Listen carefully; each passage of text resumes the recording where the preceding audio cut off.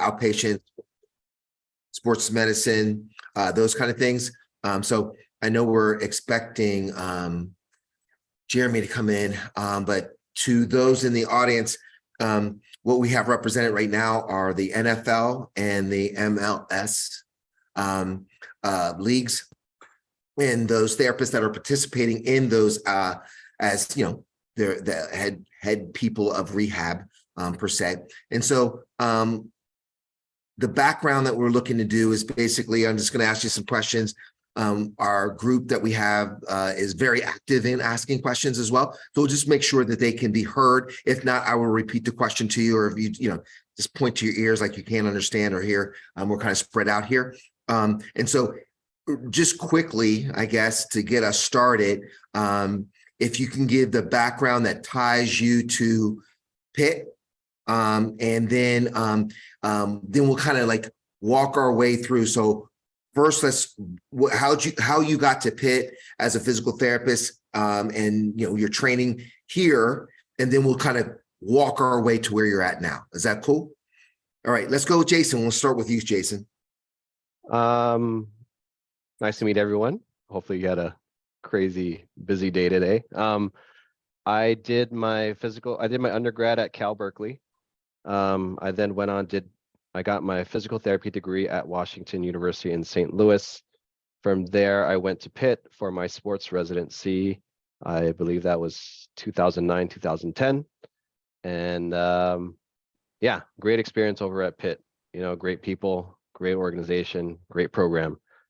So you learned a lot from there, and it was a great stepping stone for me to move forward in my career. All right, thanks, Jason. Next up, let's go with you, Joe. Can you guys hear me? Yeah. Yes. All right. So I had a similar path to Jason. So I did my undergrad at a small school in Cleveland, Ohio called John Carroll University. I then did my PT school at Upstate Medical University in Syracuse. And then I also did my sports residency at the University of Pittsburgh. It was a long process, which I think is pretty much streamlined now in terms of applying for residencies and fellowships. But it was one that I'm glad that I did. And it was the reason why I got to work with the Steelers at the time. And it was through that residency and in my time at Pittsburgh that opened my doors and opened my door here to where I'm at now, currently at the Buffalo Bills. Okay, so you both, as you went through your journey, decided to specialize in sports. And I know we have some people that are interested in those kind of things at this point. We have rising sophomores to rising seniors here, undergrad as well, looking at the next step. What was your next step when you got to the point that you completed your work here at Pitt? Then what? So that transition of where to go, what to do, those kind of things. And I guess what I'm asking for is for you to start off with, what was your initial aspirations as you closed on graduation, and then exactly what happened? All right. So Joe, let's start with you. Sure. When I graduated, or when I was in the middle of PT school, I didn't necessarily know what I'm doing now was even a possibility. Like I wish I would have had people like this to talk to. So you guys are in a great spot to be able to hear from people like myself and Jason, just to kind of get an idea that it is possible to do this. It wasn't towards the end of my PT school education where I found out that residency and fellowship education was even a thing.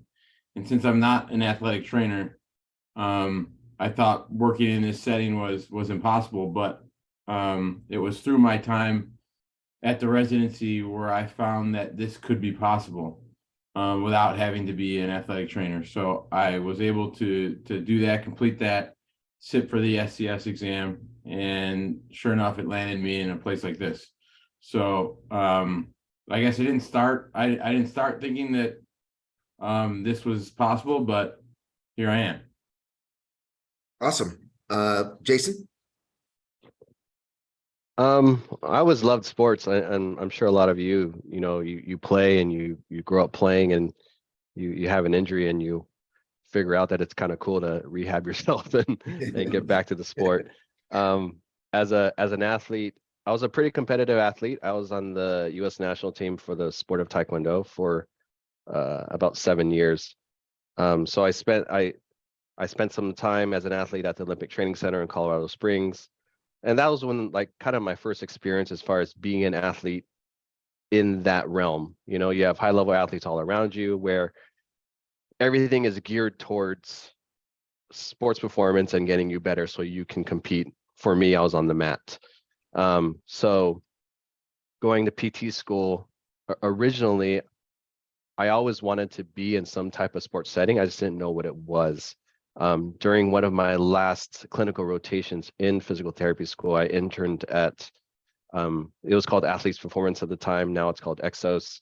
And they did a lot of sports performance training for NFL combine athletes.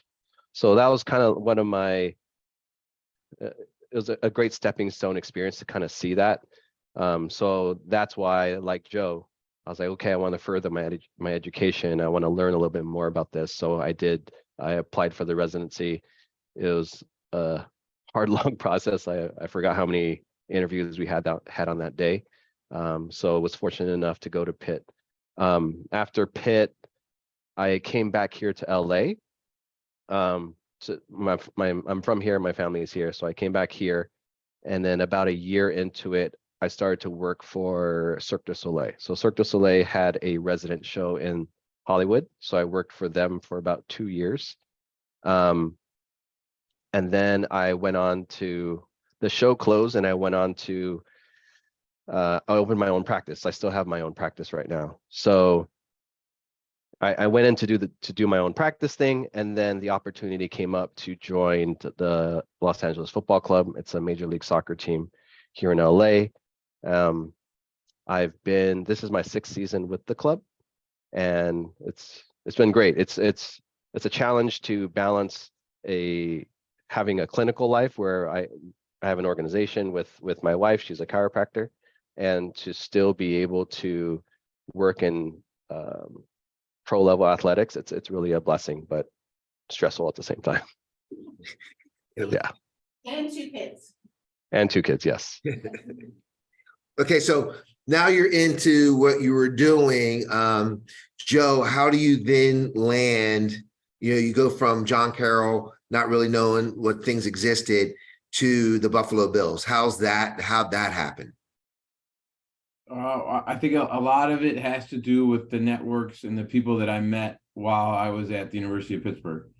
As part of my residency, I got to work with all different sports, not just the Steelers.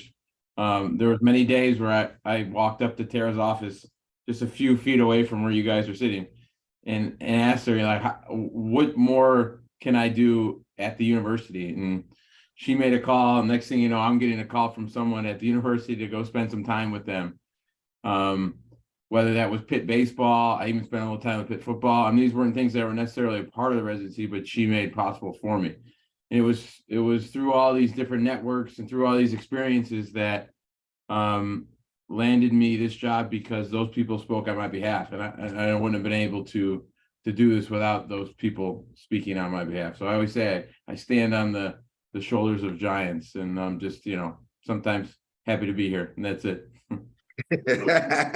Well, one thing that you mentioned that we mentioned on day one, and they were kind of explained to them how important it is, was networking.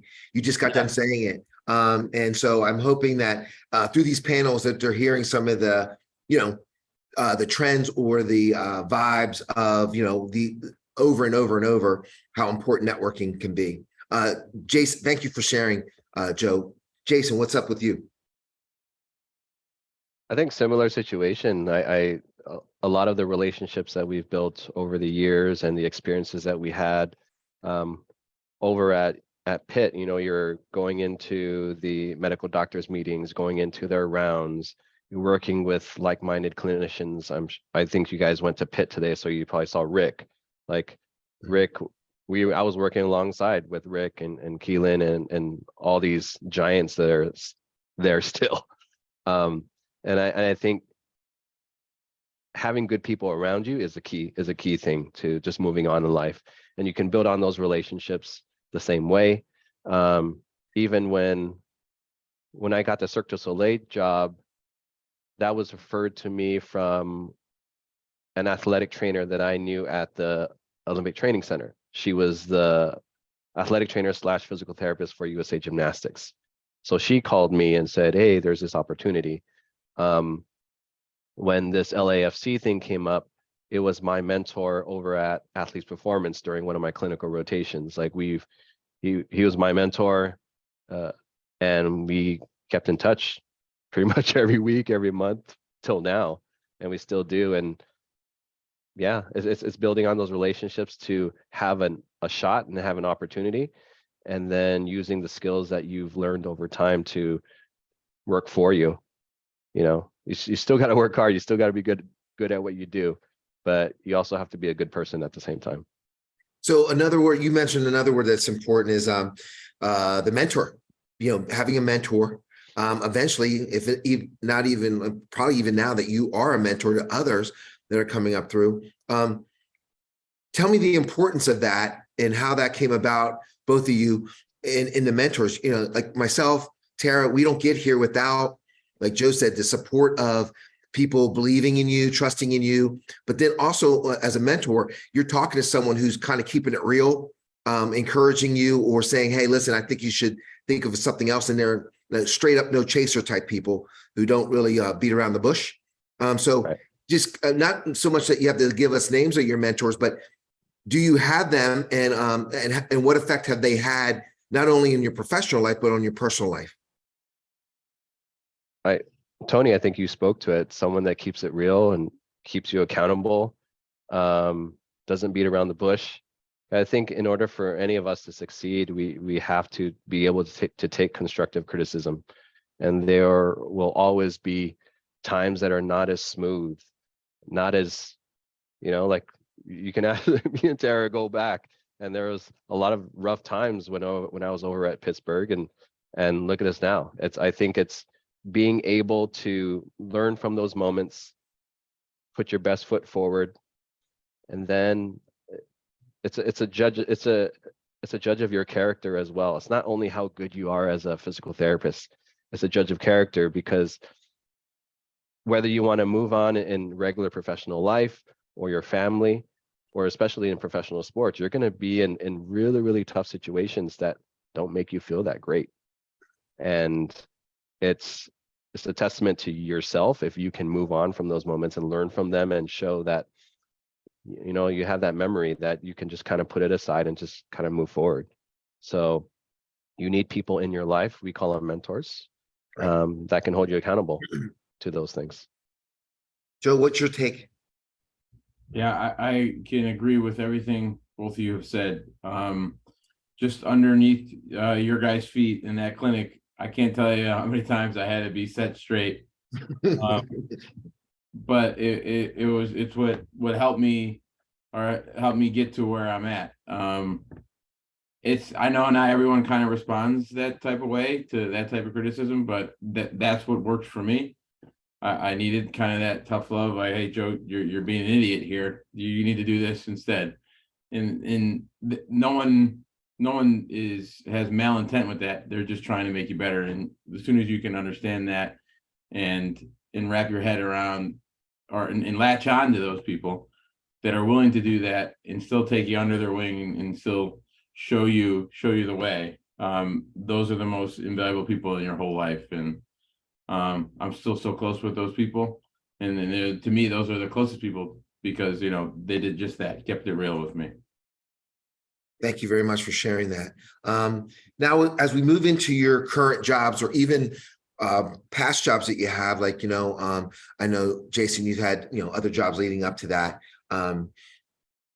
Tell us about the job, like the day in the life of, and then here's what I'm looking to piece together. So let's describe your day in your life of your job. Then let's look at the challenges of the job. Now, this is a separate question. So the first question we'll answer will be just give us a day in the life. Second question I'll do a roundabout is your challenges. Then we'll talk about your rewards.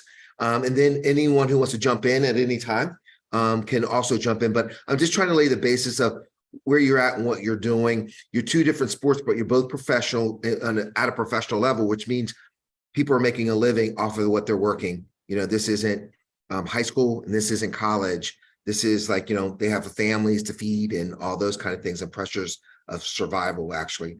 So, Jason, your day is kind of a mix because, you have, like, I guess what I'm saying, you have clinical work, you have in a day, if we were in a typical day, what does that look like for you? And include the time you go to get up and the time you go to bed.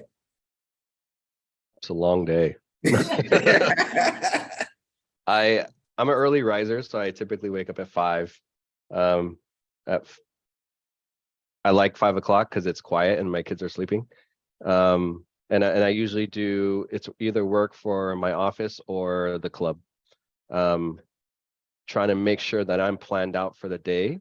I journal, I meditate, I do all that stuff in the morning to kind of get myself right. Planning for the day of rehabs at the club, making sure that the schedule is set. So I do that at like 5. My kids wake up at 6:15, help get them up. I'm out the door by 6:35. So I help my wife as much as I can. She's amazing. I wouldn't be here without her. So I help out as much as I can in the morning, and I race to the club. LA traffic is bonkers, so you have to leave early. I get to the club approximately at 7:10, 7:15. We have a medical staff performance team meeting at about 7:30 every morning. There, we'll talk about what the day entails. We'll talk about each individual athlete, what to plan for, what do the rehabs look like, what does the maintenance look like, what does the training look like. So we'll have that meeting, and then players start to roll in. We'll be doing treatments and rehabs until training typically starts around 10:15 in the morning. It runs about 2 hours or so. So during a team training, I'll be rehabbing someone probably during that time. And then the healthy players will come in off the pitch after training, and then we do further treatments then. In soccer, it's the day's not too bad. It's just a lot of days. We'll get out typically around 3 p.m. So after the players leave around 1:30 or 2, I'll round up with the performance staff and the medical staff. I'm technically the head of rehab, so it's kind of getting everyone on board. How did the day go with the athletes that you guys were working with? What does the next day look like? So I leave around 3. I head here to my office, the clinic, and I have meetings. I don't treat here at the office. It's primarily just like management type of meetings. I'll leave at 5, get home at 5:30, spend some time with the kids until they go to sleep at 7:30, and then spend some time with my wife, and I'm in bed by 9:15, 9:30. Wow, look at Yeah. you. I'm very structured. No, really. If I don't, then I feel like crap the next day. Yeah. I totally get it. I totally get it. Joseph, thank you for sharing, Jason. Yeah, I'm not structured. I know Jason said he likes to rise early. I have to rise early, but I don't like rising early. But I'm in the clinic I'm in the training room here pretty early. I have to be in here between 6:30 and 7 every morning. And that time I spend time doing my notes from the day before. That's a bad habit, but that's what I do. I catch up on all my notes, and I get the rehab set for the day before these guys start to pile in here at around 7:15. And once that happens, this training room is rocking and rolling with treatments. Depending if I'm working on a guy for just maintenance or a long-term rehab, that's when I'll do that. that goes to about 8:30 where they have their morning meetings, team meeting, and then they break off into position meetings. And then after position meetings, they have, or while they're in position meetings, any long-term rehab that's not with the team, that's not practicing currently, I have the ability to do their rehab at that point when they're in, the rest of the team is in meetings. So I'll finish up those long-term rehabs then.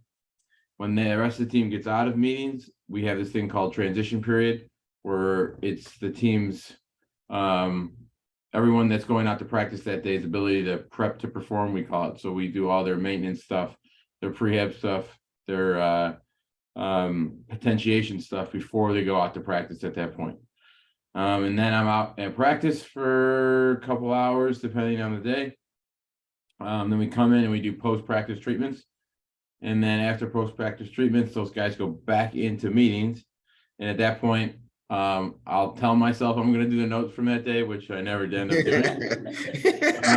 doing. And I'll usually work out then. And once they get out of those meetings, they'll come, some people come back in for treatment. And then after that, when that wraps up, the day's pretty much over. And we're at 6, 7 o'clock at that point. And then I go home and my fiance tells me how upset she is that I took so long to get home.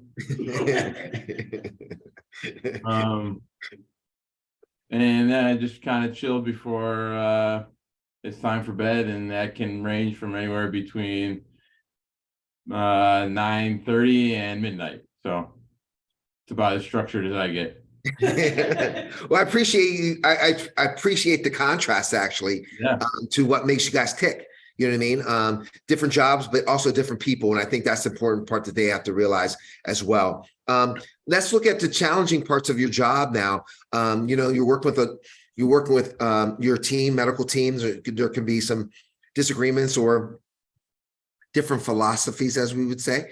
Then there's also just, you know, like you had long days as a challenge. The work-life balance is a challenge. But specifically, I guess, personally, what are some of your challenges that you find, you know, personally, but then also you guys have been around the business to know, hey, here's challenges in this profession that I'm in, you know what I mean? In physical therapy, in professional sports, here's the challenges you're going to run into no matter who you are.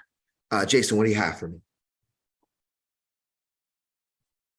Yeah, I would say every organization is different. You know, it depends on who the coaching staff is. It depends on the medical and performance team. I think I was very fortunate to come, like, we were a new team 6 years ago. Like, I'm one of like the OGs of the group. So I kind of grew into it, and you run into challenges if the philosophies are not the same to start. Right. Absolutely. You know, but you ultimately need good people that are learning to learn from each other and to work alongside each other to come to a common goal. And I think that's the first thing of any organization is like, what do we want? What is our what's going to make us tick? Our ultimate goal is to keep players healthy and on the field so the coaching staff can have a good result. You know, and I think from the medical and performance staff, that's one of like the number one goals. Another challenge I would say is depending on who your coaching staff is. You know, like, just because we feel that a player is not ready to play doesn't mean that they look at it the same way. So it's having that ability to communicate with them, being straight up, and, you know, pose like the pros and cons of having this player in at this time. You know, it's always like, it's kind of like gambling at the end of the day. It's like, if we put in a player into training or a game at this time, what are the chances that he or she will get injured? And then in an ideal situation, everyone's 100%, but that never happens in pro sports. But at least on our side as clinicians, to be as thorough as we can when it comes to our treatments, and to be able to communicate with both the athlete, the performance staff, and the coaching staff, all in a way that it's very, very clear and on the table. and then we make the best decision for the organization at that time. And I think that it goes beyond just being a physical therapist or athletic trainer. It really encompasses a lot of the stuff that you need in real life, and communicating with people that you may or may not get along with. But as long as we can kind of put our arms around each other and say, hey, this is what we're trying to get, what's the best way? That's the important part at the end of the day, but it's not easy. Yeah, I appreciate you sharing that, because I know there's going to be some good days, which will be the next question. But Joe, what are your challenges that you've experienced or you see, within your profession, your chosen specific profession? Yeah, I echo what Jason said. I mean, a lot of people think this is this glamorous job working in professional sports, but it is a job at the end of the day. The biggest struggle for me is the time commitment. I'm pretty close to my family and to the people that are closest to me. So that's a difficult thing sometimes when I have to try to balance the whole thing. That I would say is the biggest constraint of my job is the time commitment. And then all those other secondary constraints, like at the job itself, like Jason already mentioned, communicating with coaches, communicating with position coaches, head coaches about player loads, how much practice are we doing today, getting them to agree with you based on the health of the team. Speaking to agents are another headache for me, and dealing with them because they only get paid if their player plays, and they also want their player to be healthy, so sometimes they can't make up their darn mind on what exactly they want. Right. We got to balance all those things, and it's all a part of it that there's no education for ahead of time. You just kind of have to figure that out, and these are hurdles, but I think the most difficult thing for me is definitely the time commitment this job is. Okay, I'm just going to boomerang back to you on the rewards of the job. Some of the highlights that you've had, or the rewards of what gets you up in the morning to report to work. Yeah, I think it's the fast-paced, quick results of rehabilitating these people. So it's a little different than in a hospital or in an outpatient clinic where you're working with people that are elderly, for instance. Here, I can rehabilitate people and can see the fruits of my labor at the end of the week, or even in the middle of the week. And it's that kind of gets me up every day to run out of the tunnel. It's still an exciting thing for me. I grew up in Western New York. I grew up only 45 minutes from where I'm sitting right now. So to say that I have the ability to influence, even though it might be just a very small way, this team is a dream come true. So that's something I've always wanted to do, and I'm happy to do that. So that I think is what gets me up every morning. That's pretty cool, Joe. That is cool. Jason, how about yourself? I think it's similar. I echo everything that Joe said. You see the fruits of your labor automatically in certain cases. At least when you're in the clinic, you don't get to see them on the field unless you go to one of their games or something. But you can see it on training. You could see it at matches. And I think a lot of the times the medical and performance staff, they are the unsung heroes behind a lot of these guys. Like for Joe, like when that Damar thing happened, your name popped up automatically, right? I'm reading certain things, and for like people that like I'm in a very parallel position with Joe, and I see that, I was like, that's nice, But amongst professionals, I think we understand each other at a slightly different level. Everything takes hard work. At least here at LAFC, we started off really hot the first 2-3 years, and then we went through a lull, and then last year we won MLS Cup, so we won the championship. So it was like, I remember the moment that we won, it was crazy match, first of all, but afterwards I just broke down. Mhm. Not breaking down because we won, but breaking down of like everything that we've been through for 5 years. Right, right. And I think it's analogous to to everything else that you do in your life. It's work hard and you have a goal and just keep trucking along, and hopefully it happens.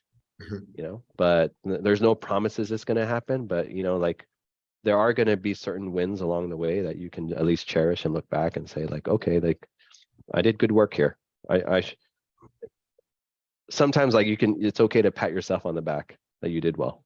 So yeah, those are some of the good moments, at least. Yeah, I can relate to that. And I think that, Tara and I have talked about certain things that has happened, certain things that have happened here that we're like, hey, we did good here. Like you sometimes you don't know who's going to actually tell you that, but sometimes we tell each other that as well. And so I think it's important for that. And I appreciate you guys sharing, not only the highs, but also the lows. So Jason, you said something that, I think that I've had when I see different people out, or I read about people that I know or went to school with or trained with or worked with, that when everything did go down with the Buffalo Bills, and it was big news, the medical staff at the Buffalo Bills was, the highlight, the forefront. And to know that, we had one of our own there, running point. Those are the, from people who are still back here grinding away like me and Tara, we're like, we couldn't have been more excited. One, that everything worked out for Damar. Everyone knows that story, right? Okay. So I'll let Joe share that story. And so privately. So I guess my point is that there was a big injury in a game, and a lot of medical assistance need to be applied. And it was literally a life and death situation, and that they're well trained for and well practiced until, you got to do it, and so they did it. And so then when I agree with Jason, then you're reading about it, and then there goes our boy, kind of feeling to it, because we're, like Jason said, proud. Yeah, that's great. I mean, that represents us. He represents his family. He represents the Bills. The people that are there are all running as one. So I couldn't have let you go, Joe, tonight without bringing that whole situation up, and how, one, how that was handled. Two, how you felt after it, like Jason had said, like after everything, like he had that release after winning the championship. This was like a championship of life, right? And so how did you feel like once, everything had passed and everything was kind of decided that, there's a good ending? So walk us through that process. Sure. Or I guess first, if you could tell a little bit of the story, because we don't have everyone who knows it. Yeah. So on January 2nd of this year, we played the Cincinnati Bengals on Monday Night Football.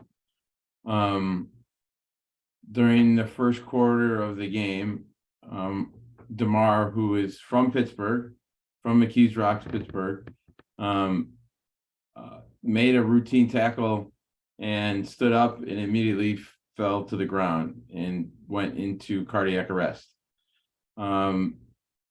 Based on the training, well, first I'll say that I played a small role in a very large team effort. There were so many people involved in saving Damar's life that night. My role was to administer oxygen to Damar. I was a part of before of administering CPR to someone, but I can tell you that situation was different because we knew Damar.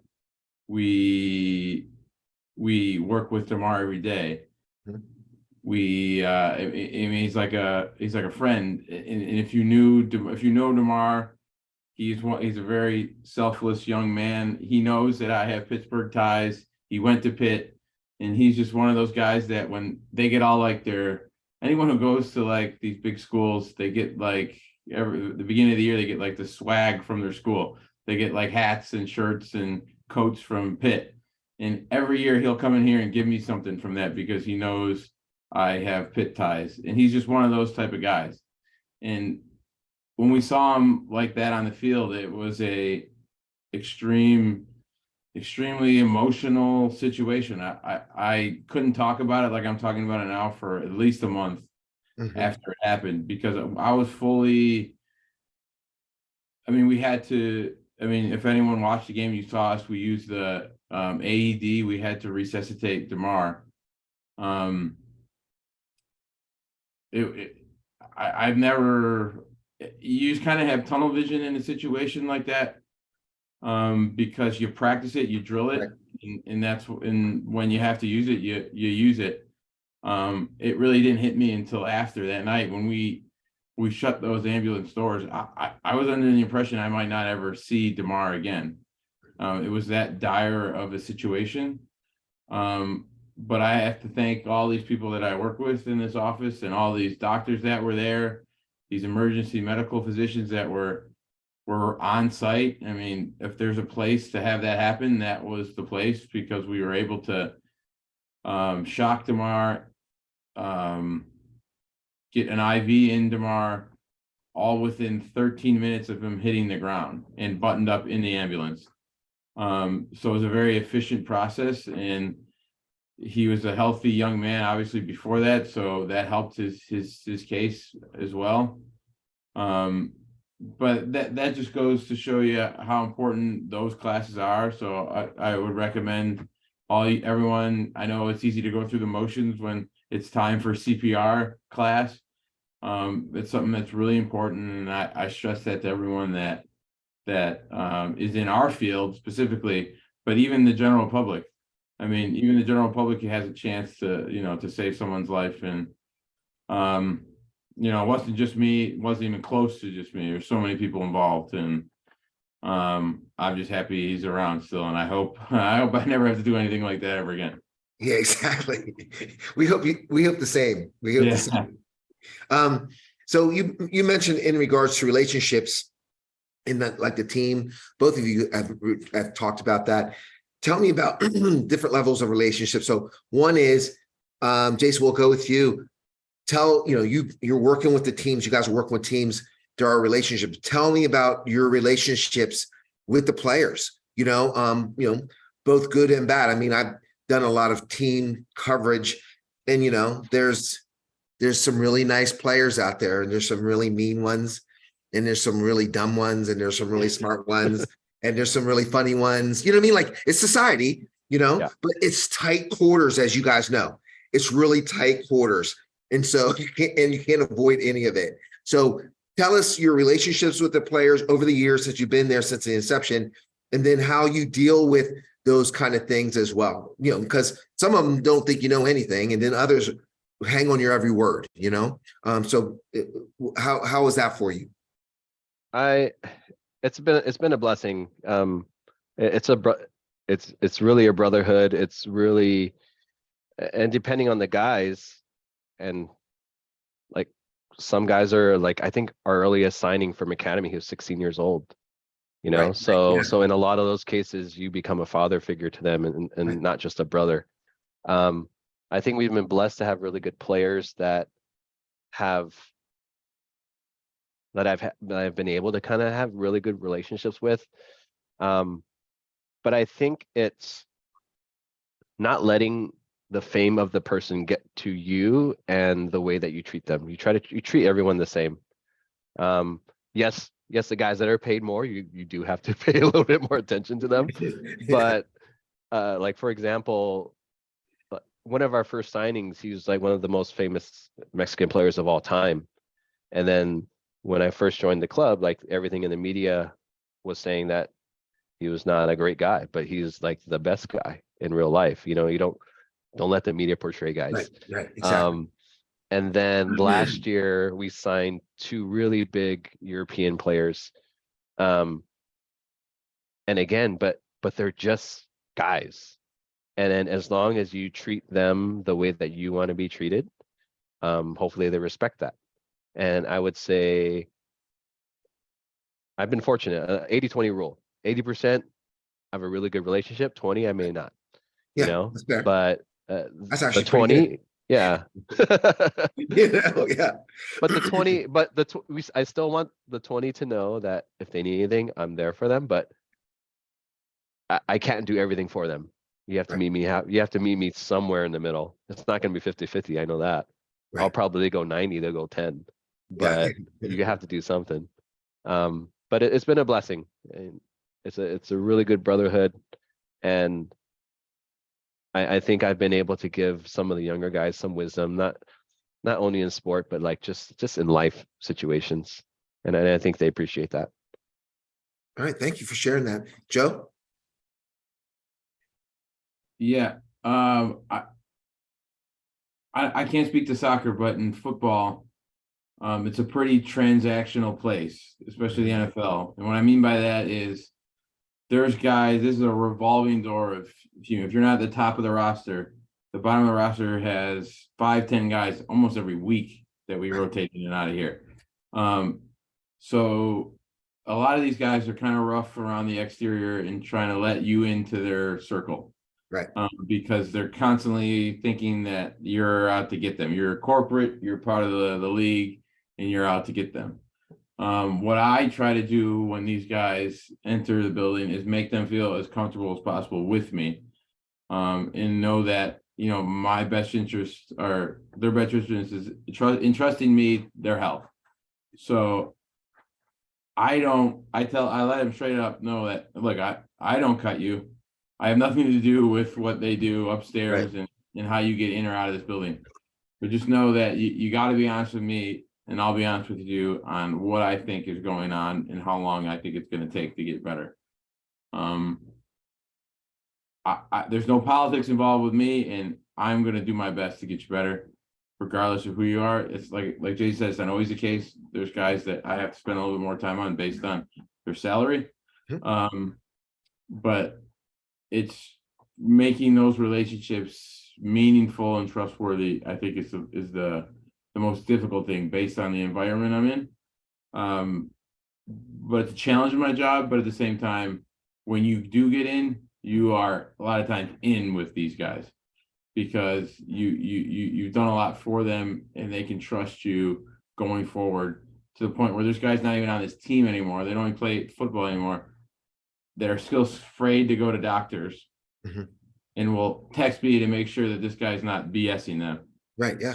Just because they just don't really trust healthcare practitioners because of bad experiences they might have had in the NFL or elsewhere. We have a question. Sure. We have a question. I was wondering, so Joe spoke about it being difficult, or one of the challenges is the balance between, I guess, life and work, just being away from his family and the time commitment. And so I was wondering, like, with the away games, typically how long are you away? And like with the family travel sometimes, and with Jason being away and having his clinic back home, how was that ran when he is away for days? Okay, so the question basically was, your lifestyle, and then the balance between that with home, and as you travel for your job, away games, those kind of things, and how you balance home responsibilities with being on the way, and how long are you away when you go away? Anyone can jump in. Yeah, I can speak on football. No, I don't know much about professional soccer, but I do know I have a close buddy that works in professional baseball. I know Jeremy's not on, but he will be on. And I have a close buddy that works in professional basketball. And I know that when it comes to travel and the commitments of those, they're much more rigorous from a travel standpoint than myself. For football, we play 8 or 9 away games, and we usually leave on Saturday afternoon, and I'm back Sunday after the game or early Monday morning, depending on where that game is. So I'm only gone for 36, maybe 48 hours the most, and that's every other weekend. So the travel is not too bad for the NFL. With regards to baseball and basketball, I know some of those guys can be on the road for 2 weeks at a time. If you're a baseball and you have a West Coast trip, you can be on the road for a while, and I know that's tough for them. So I'm lucky with regards to the travel. But when it comes to managing the, work-life balance, that's a hard thing for me. I like what I do. I like being at work, but now that I have someone I have to speak for now, I'm expected to be home. I'm expected to do things. So I've had to be intentional about that. Really good or better at managing my time. I have to get more structured, like Jason is, and making sure I if I want to work out, get that in when I have some free time and not procrastinate doing my notes so I can make it home at a reasonable time. So it sounds like you have some work to do. Your self-improvement plan right there. Yeah. I'm definitely aware of it. Now I gotta do something about it. Jason, what do you have for me? I'm very fortunate that I don't travel. That was one of the stipulations when I joined the club. That was my first question, or one of the first questions, like, do I have to travel? So I don't typically travel. I'll take care of the rehabs. I still take care of the rehabs even when they're away, but it makes my day so much shorter. I will travel if it's one of a higher profile player that we're getting back onto the pitch. Back in early COVID 2020, I was gone for about 2 months because we did the whole bubble thing in Florida. So that was a bit rough. Right. But all in all, we travel 2 to 3 athletic trainers right now. And that is pretty brutal. This year is like our longest season. I think we started preseason in the first week of January, and we will run, if we hit MLS Cup again, we will run through the early December. Oh, wow. It's a pretty brutal year. And because soccer is weird, like you have the league and then you have all these tournaments that are thrown in there. And then like currently we're in Champions League. Fortunately, we're doing well, but at the same time, there's a bunch of midweek games. Because in like a best case scenario, you're going week to week, like weekend to weekend. But now we're like Saturday game, Wednesday game, Saturday game. And if you think about that travel, we'll train, depending where the game is, we will train the day before and then travel right after. And then the team will get there at 8, 9 o'clock. You have dinner. And then the next day you're playing, let's say you play at 7 o'clock and you're out of the stadium at 10:30, 11, you jump on the plane and then you're right back. You get back to LA, maybe at anywhere from 3 to 5 in the morning. And then depending on our schedule, we might have a regen day, depending on guys. So it's pretty brutal if you do have to travel. So that work-life balance is definitely not great. Thanks for sharing that, because that is a big part of what you guys do is in the profession, like you said, it's a lot of money out there in regards to running the business. So there's a lot of pressures there. I just have a few more questions and I'm hoping to get a few more from the class. We all are in this room are of color, except one who I think you know who that is. And so based on that and who's in the room, experiences of barriers that you guys have run into or have seen or who have overcome, or micro aggressions that you've experienced from your perspective, if any, or if someone even, like you guys are all had mentors, mentees, people who have come to you with certain concerns or complaints or venting through your career so far. I'm not fishing for anything. We're just looking. This is a common question in all the panels, just because of the makeup of our class and trying to make sure that they understand what they could be up against. Because, like you both said, resiliency and consistency and all those kind of things are very important to make it through. So, Joe or Jason, you can jump in and share if you have something. I'm not poking and prodding. I'm just asking. I can go. I grew up here in LA originally, and it's a melting pot, bunch of different cultures. There are a lot of Asian people in this area where I grew up. But then I moved to Colorado, and then I moved to St. Louis, and I moved to Pittsburgh. It's a bit different, In a lot of cases, I was the token Asian, and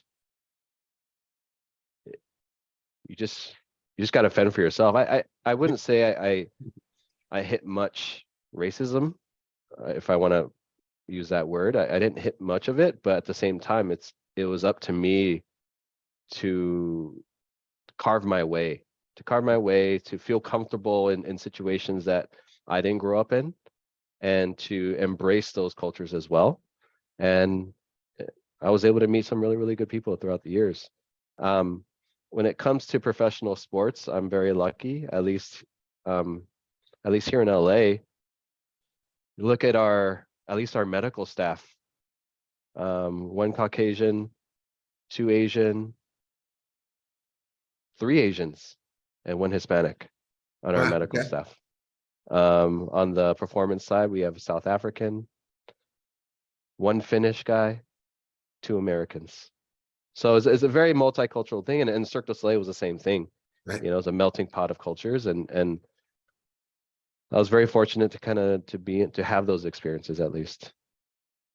That's awesome. Thank you very much for sharing that, Jason. Joe, do you have anything? Yeah. Obviously, I haven't had to run in too many of those experiences, but I am in charge of hiring people on staff here and our interns as well. To me, and how at least we operate in this building, I can't speak to other buildings. Is that, look, if you can do the job, none of that stuff really matters to me, or anyone in this building. So setting yourself apart because of the work you do, I think it makes the largest impact. We actually just hired an African American female full-time on staff as of just a week ago. Just in time for this. Yeah, just in time for this conversation. We've had, since we lost our last staff member about 4 years ago, we've been in search for that person. And we've had many people come in and out of the door in that stretch of time. But this past year, Marissa is her name. She worked with us and she was a rock star. And that's just what she happened to be. But we hired her not for that, but because she was the best at her job out of the people that walked in this door. So separate yourself because of the work you do. And I think that's the most important thing. See, generate some questions on that. All right. Yes. Yeah.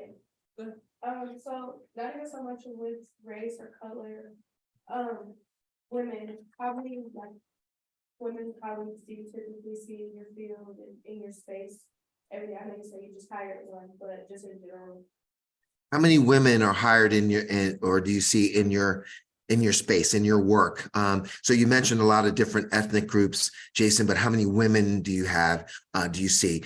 Joe, how many women do you bump into from other medical teams on other teams through your jaunt through the league?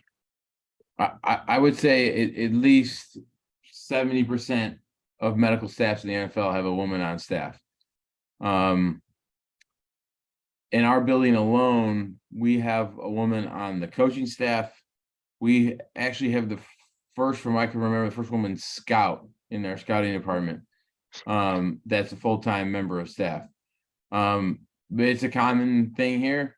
And to be honest, I don't think anything, it's just like a normal seeing anyone else around here, because I know Andrea, who works in the scouting department. If I have an issue with a guy or she asks me about the health of a guy, she nails it every time for me, and she always gets me the healthy ones because that's the one that I want her to bring in. But she listens to me there. But she's great. I mean, it's very, very possible. I think if that's to answer your question, it's not out of the question, and it's becoming more and more relevant. I see. Okay, Jason.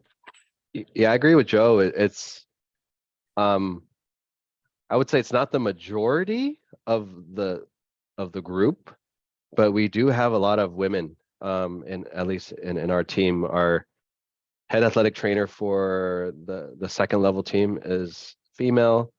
Within my specific team, sports science, sports psychology, and we just hired another physical therapist who's female as well. She is Judy Cito. If you don't know who that is, that was Kobe's physical therapist. Oh, okay. So she was the Lakers performance director. She was with the Lakers for 15 plus years. And then she was the performance director for the Lakers 2020, 2021 when they won the NBA finals. She moved on from the Lakers and started to do more consulting work. She consulted with us last year, and then I pushed super hard to get her on as full time. And she came on full time this year. But she is like she is the epitome of, and I do ask her this question. I'm like, how was it back in the day? You know, it was tough for females. Yeah. Oh, yeah. And she made a name for herself, and then she talked about some of the challenges that she had. I won't speak for her, but she persevered. She became the head of the Lakers. She's known as Kobe's physical therapist. So it's definitely possible. It's definitely possible. And then she's an Asian American woman as well. So women of color. Right. Yeah, So. absolutely. Okay. My question was, do you think that your pay is representative of the work that you do? Because earlier I heard that other physical therapists, and they feel like their pay isn't enough necessarily for them to balance, like, you know, paying off loans and living expenses and representative of the work that they do. So do you think that your pay is representative of the work that you do day in and day out? I think it is, but I think it's all relative as well, right? And I can look at it from two lenses. I can look at it from an employee, because I'm an employee of the soccer team, and as an employer, because I have 12 employees here at my clinic. So part of it as an individual is like, yes, I want to be paid more for what I do, and because I think I bring this much worth. But from the capitalistic standpoint of what is that worth, right? Like, how much money do you actually bring in for the employer to pay you X, right? And I think when I was strictly an employee before, I only looked at it through one lens. And I truly feel that it's not the short game. It's not about making money now. It's about putting in the work, and then ideally people start to recognize your worth. It's not going to happen right away. And it's playing the long game. It's not about making the money now. As now that it's flipped around, as an employer, I still have to pay the bills. I have to pay for insurance. I have to pay for, there's a lot of things that you may not see that the employer has to pay, and the risk that they have to take. And I'll always talk about when COVID hit. Yes, everyone was like scared about, like, they lost their jobs, they're not making the money. But at the same time, as an employer, I was devastated that I wasn't able to give my employees the money to make ends meet, you know, to support their families, because that's a lot of times that's on me as an employer. So when I've hired newer grads, and then they wanted to make X, I'm like, you still got to earn your stripes. You have to prove your worth. You have to prove that you're able to do the work, to do it well. And it's the employees or my PTs that have had that mentality of like, okay, I'm going to show you. And they're the ones that are proving their worth. And then those are the ones, at least I feel like I'm a good employer, that I'm giving the raises, I'm giving the bonuses, because at the end of the day, I want them to stay. So when a roundabout answer, it's not about the short game, it's about the long game. If the focus is I'm not making enough money, then I don't think that's the right mentality. The mentality should be, okay, I'm making this, but I'm going to prove to everyone that I deserve more. And that's by putting in the work, going above and beyond the job. that you want to get better. And then if you have a good employer, they will see that. And ideally, they will recognize it and then make sure that you're around for a long time. Man, that was a good answer. I'm gonna have to write some of that stuff down for my staff when they're complaining. Yeah, Yeah. your hands are tied. Your hands are tied as an employer. It's Yes, like, they are. and I'm in California. Holy moly, taxes, holy moly. Anyways, I won't go there, but it's very tough to be a business in California. Right. And California cost of living is high, but my taxes are higher. Like to do well for my employees, it's honest conversations, like I say. Like, Yes. you want to make X, okay, how do we work together to make the business more money so I can pay you more money?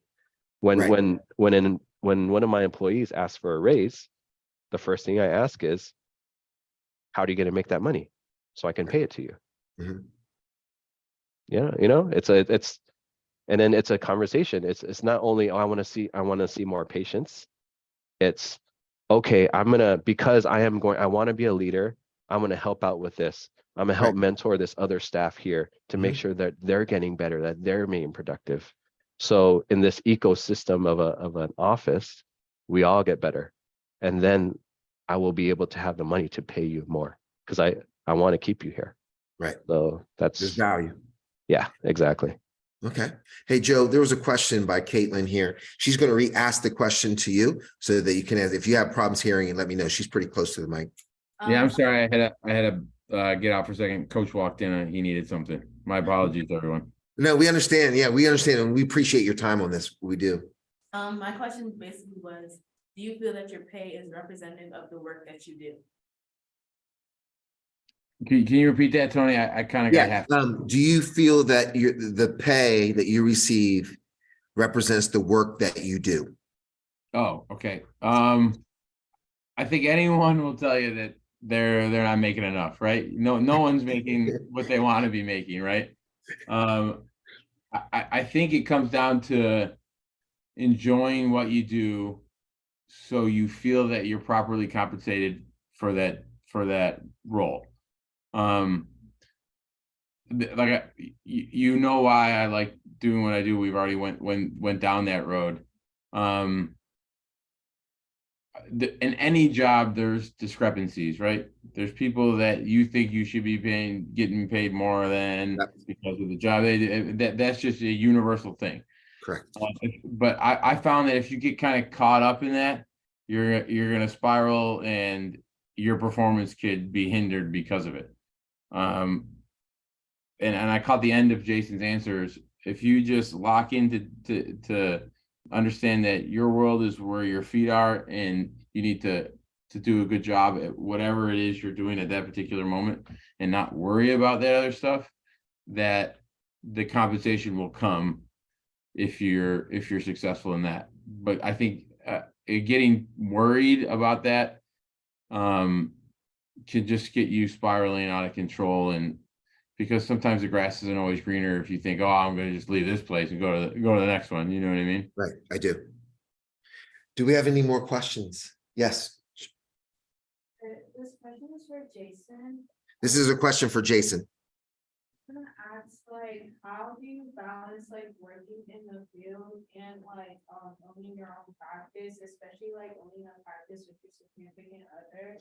Because that's something like I'm very like I like to like plan my whole life, and so I definitely like I want to own my own practice. Hopefully, my husband has to speak and work with people. Yeah, you said you're planning it out. That's what you're doing. Like balances that out, working with a significant other, still working. Okay, so the question, Jason, is how do you balance, working in the clinic and then working with the team, and then also with your business being with your wife? How does that balance? How do you balance out working with your wife in the clinic and clinical work and MLS? I'll start with my wife. Yeah, no, exactly. I'll say the first thing is to understand that she is not me. She's not gonna have the same mentality as me, the same drive, the same like nitpickiness when it comes to certain things. And that will bleed along to business of hiring employees and getting to a point where you're not micromanaging everyone. And then at least you should do a good job of setting expectations and teaching them. And ideally they're running the business for you. And that took time. You know, I would say I'm originally a very type A micromanaging kind of guy. And I felt that if for it to be done well, I had to do it. Right. But that's not scalable at the end of the day. So when I first joined LAFC, I think we had probably had 5 employees at the time. And I was working a lot more business. I was treating a lot more, but I figured over time that that's not sustainable. In order to scale any business, you need to hire people, you need to hire good people that can do the job. And then ideally you have a system where they start to learn how to lead as well, so they can lead other people. And that's one of the only, like, here's my ops guy right next to me. I don't know, he's there. That's my operations guy. He's my right-hand man. Like I wouldn't be able to have this business if it wasn't for people just like him. And it's really he's not a child, but like they're like children. You have to teach them the way and then trust them to make mistakes and not be hard on them when they do make a mistake. It's like, okay, this is what happened. What can we learn from it? That's what's made me able to balance the two. And I think the ability to manage other people has helped me tremendously at the club. Again, we have a performance medical staff of 10 people, and to delegate certain things, like obviously, like if you have a certain player that you feel you know best, but you want to do everything for that person, but there's other guys you have to take care of, there's just no way. And that was one of the big things that I was pushing the club we won MLS Cup last year, but we had these really high profile players. I was getting burnt out because last year I was the only physical therapist for 5 years, and where a lot of the rehab, a lot of the hands-on stuff kind of came to me. And I felt in order for me to have a little bit more balance and to not be stressed out all the time, that I really pushed for adding another physical therapist to the team. And so far this year, it's been great. So it's given me a little bit more mental clarity at the club and also here at the office, where I'm a little bit more refreshed. I'm sharper in meetings. I don't know, this guy next to me, he might say otherwise, but long story short, have good people around you and be able to work with each other, and then not, the pressure is not to do everything not do everything yourself. Right. To rely on other people. Okay. Thank you for that question. Any, oh, yes.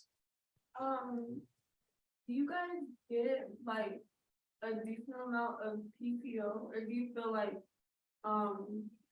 it's not as much as you would like?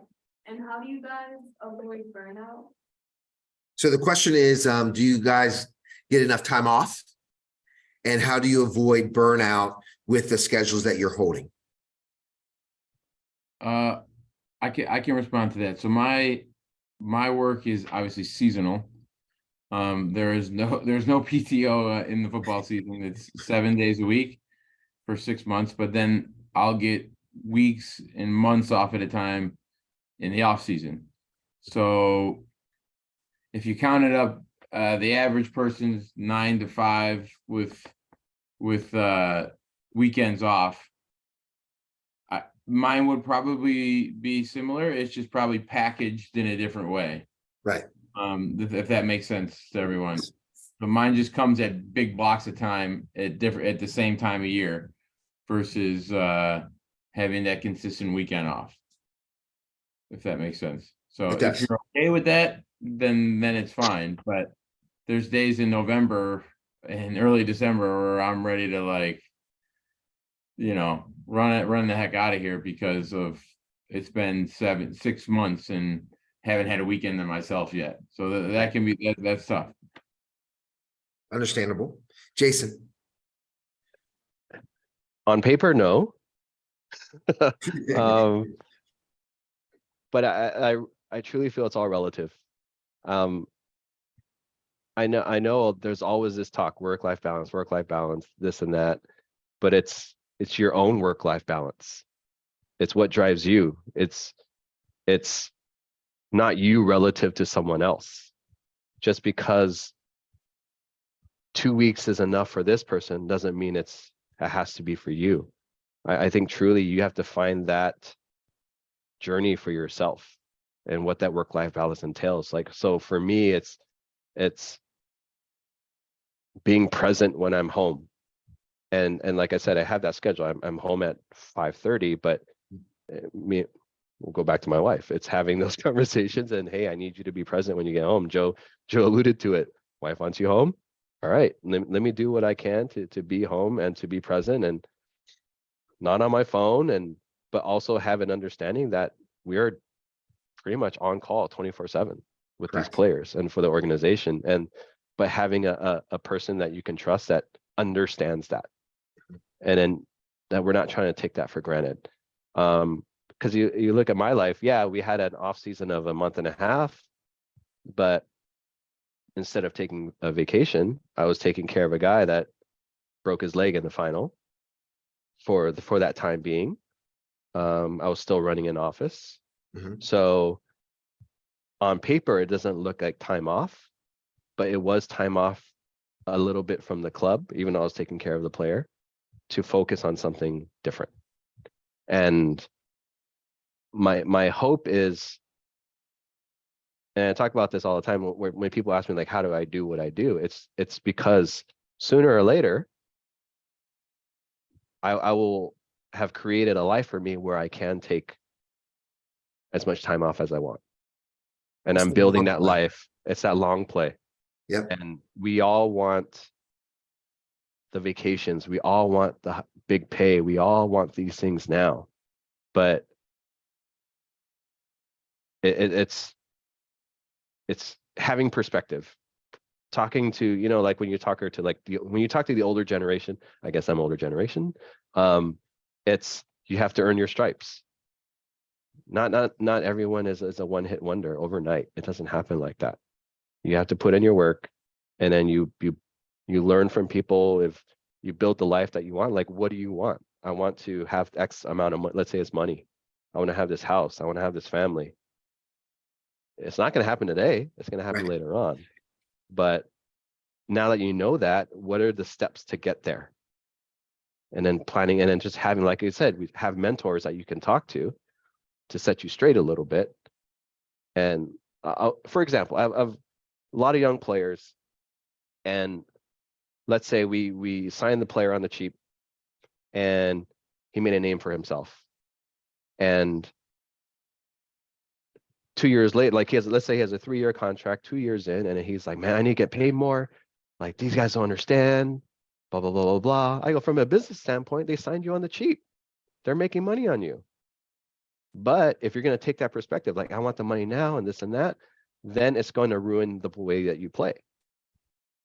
And then it's ruining your attitude during training. You can see it on the field when you get frustrated when you don't score.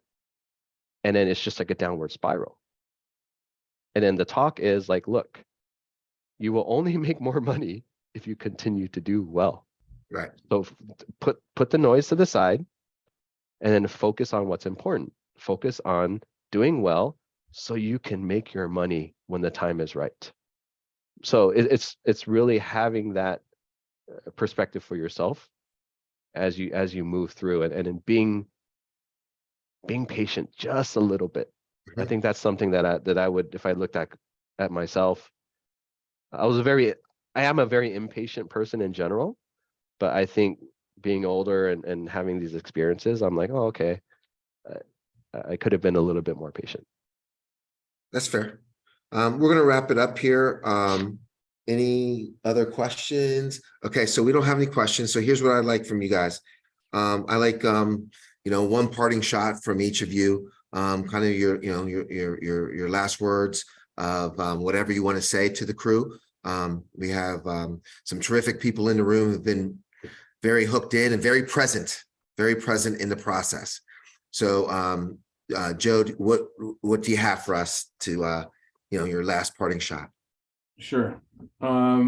If I can give everyone in that room one piece of advice, is to use the resources you have in a city like Pittsburgh to understand more of this role of if therapy is what you want to do.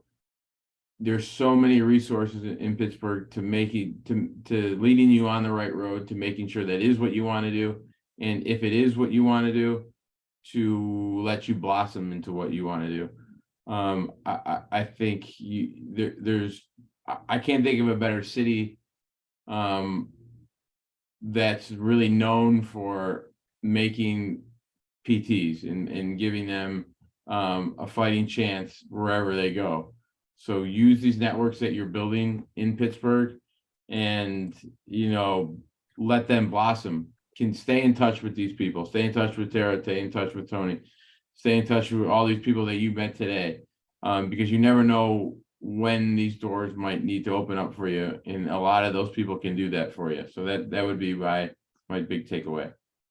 Thanks, Joe. Jason? I'd echo the same thing, build those relationships, especially you're in an amazing city, an amazing organization there. Tara and Tony are great resources that you can always count on. If physical therapy is what you want to do, or anything else, whether it's business or any other field. I went to a seminar a few weeks ago, and then I'm big on mindset.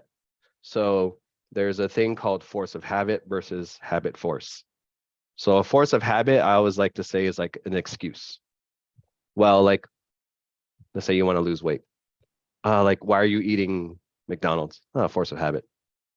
Why aren't you exercising? Force of habit. I just, everything's an excuse, versus habit force of like taking control of everything and doing the stuff that's a little bit harder to do, holding yourself accountable to it. Because anyone that's successful in life, they're a little bit weird. They're not normal. They're not normal. And then you wonder why these people are successful. It's because they hold themselves to a different standard.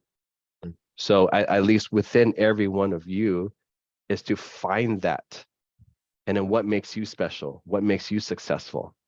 And then once you find that, to not let it go. Because as you go on in your careers in school, or you're choosing a career path, everything's going to be tough. But if you kind of hold true to what makes you special, then the chances of success are higher.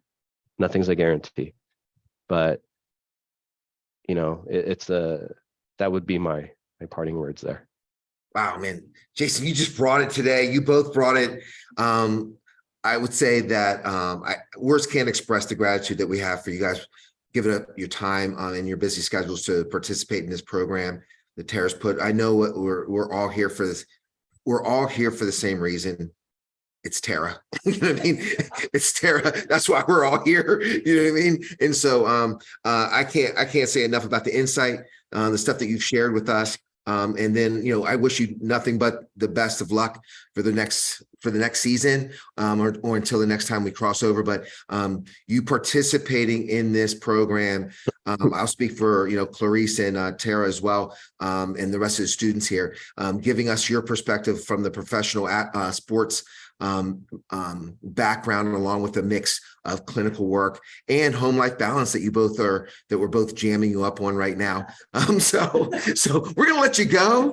We're gonna let you go and just tell your fiance and wife that you were doing it was all for the children. It was all for the children. I'll let you tell them. One last thing, we've been doing that crazy little group photo, even though you guys are remote. So you just sit there and smile. I'm gonna put the girls up around you. Okay, hold on.